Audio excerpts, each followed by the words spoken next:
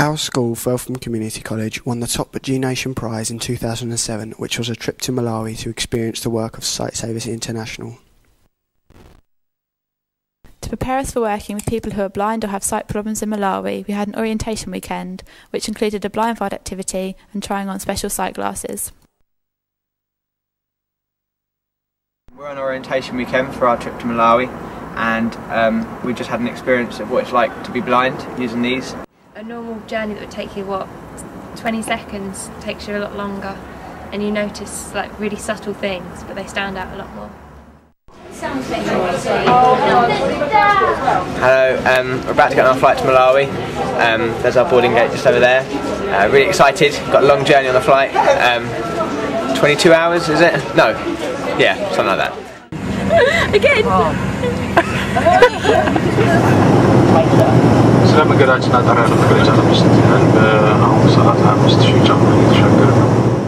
We've just arrived in Malawi and it's green and like really green and humid and everyone's pretty shattered.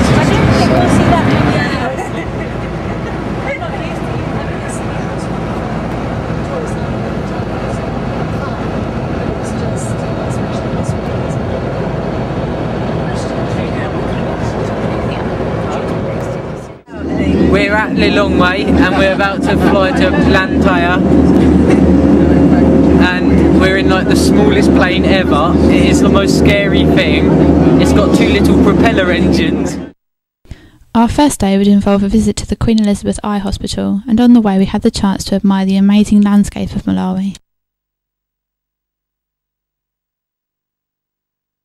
There we met Wezihara, a nurse at the hospital.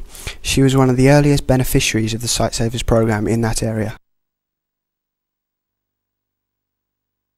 Yeah, Sightsavers International started with my training. I'm one of the beneficiaries. So my training, Sightsavers was there for me. Okay, we've just left Blantyre. We're on our way to Nchala. Just look at the amazing view. We've just stopped off.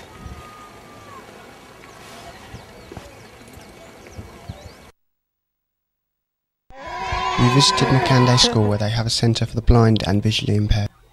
We were given the most amazing welcome as well as a song.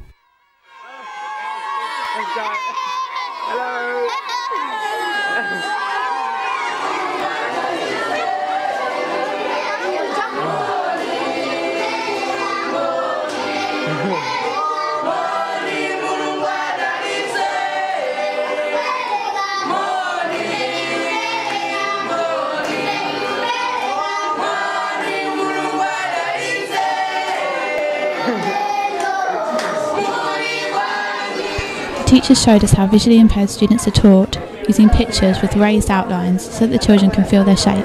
We're at the Makande Resource Centre, and we've been interacting all morning with partially sighted and blind children.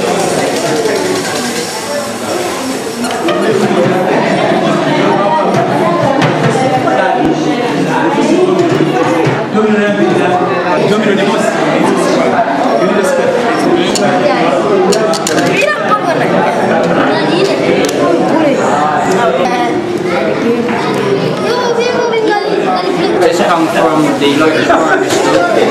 We've been meeting the kids at the Makande Resource Centre, which is for the visually impaired.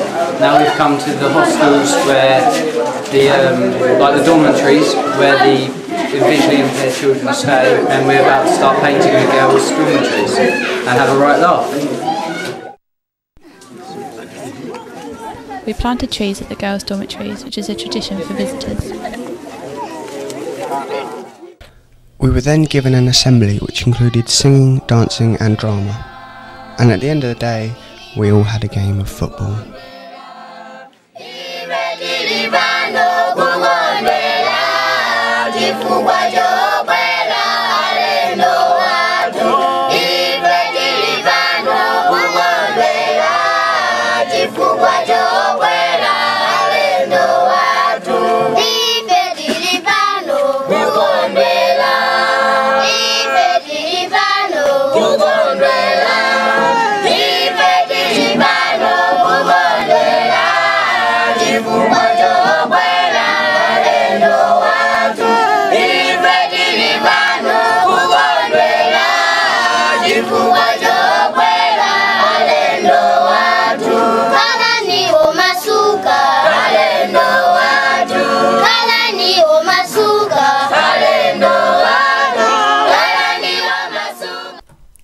helped with eye screenings in a local village.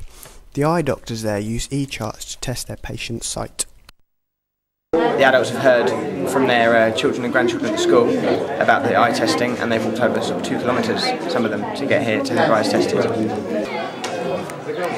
This is Etta now, she's 60, so I screened her from 3 metres away from the e-chart. First her left eye, then her right eye. Her left eye found was weaker than her right eye, so we're just going to take her to see the specialist to see what he thinks and his judgment. Great. One of the things I found most striking was probably a 21-year-old guy who had cornea scratches in both eyes, which can be like healed with medication and treatment, but because the simple medication wasn't given early on, it's developed and just destroyed the pupils. So even if he did have the operation and get the scratches removed and everything, he would be totally blind for the rest of his life anyway. One of the highlights of the trip was our visit to Max's village, where we had the chance to meet people who have been helped by Sightsavers. This is Maxwell. He's 96 years old, and his grandson Felix. Maxwell recently had 2 cataracts, and he's had them both treated, and he can now see fully. Everyone in the village was so friendly and welcoming, and they taught us some traditional dances, then sang for us.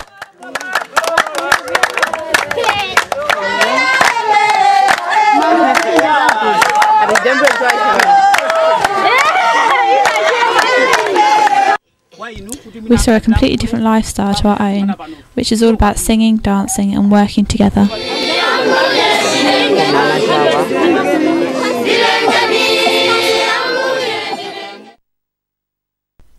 Here we were introduced individually to the students at Montford School. All of the students at the resource centre are visually impaired, and they showed us the equipment they have to use, including a braille machine.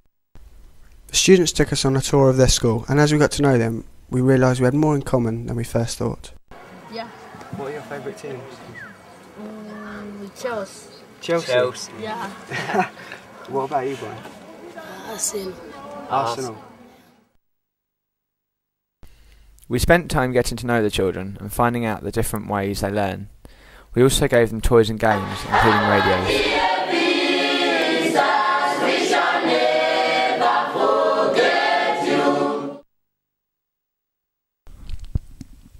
There were so many highlights on our trip to Malawi that it is difficult to pick just a few.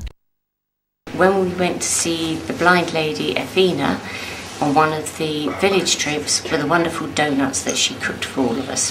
One of them was when we arrived at one of the schools. There was just like hundreds of school kids who just started running around the van and everything, and just like followed us in and wanted to meet us and that.